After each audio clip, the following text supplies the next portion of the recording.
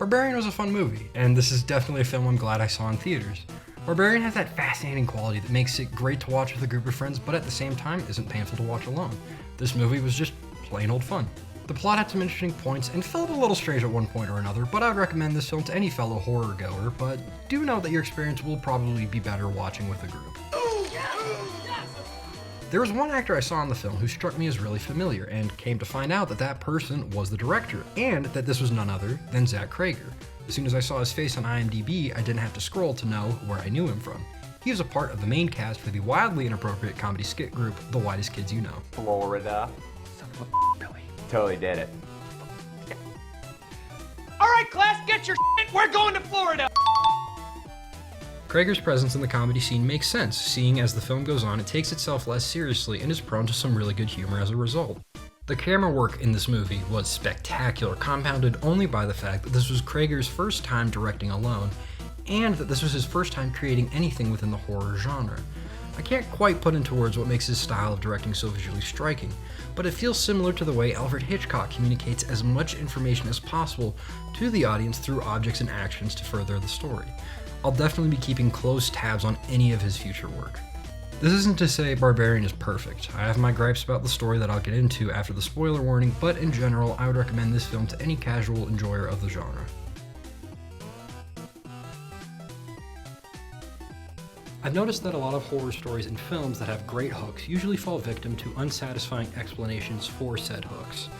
In Barbarian, the hook is that two people end up at the same Airbnb due to a scheduling error. Both are untrusting of each other, but inevitably decide to room together. After our protagonist gets locked in the basement, our protagonist then discovers a hidden hallway that leads to a makeshift dungeon.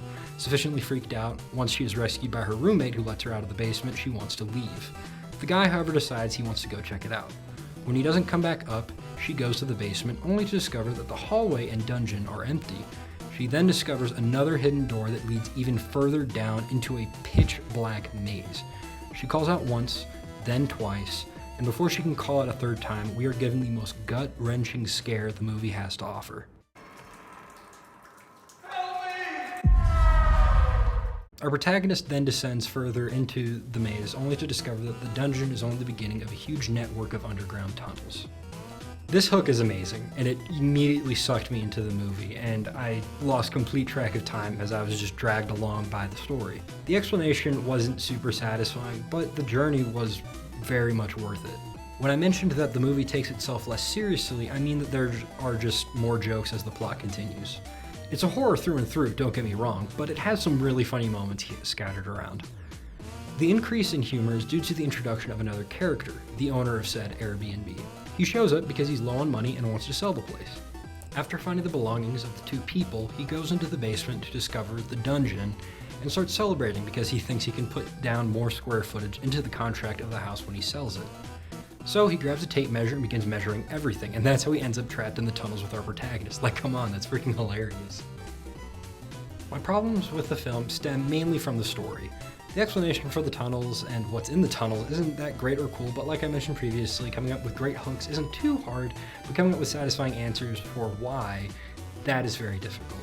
Another thing that bothers me is a character that gets kind of redeemed through a short speech, which by itself is fine, but the character then goes back on everything within 5 minutes. In all honesty though, it isn't a huge plot point and is kind of a nitpick for me. In short, if you're looking for a kind of goofy horror movie, watch this. There's some pretty crazy gore that looks awesome. The monster is nude, however, so keep that in mind for when you're showing this to people, but personally, I loved it.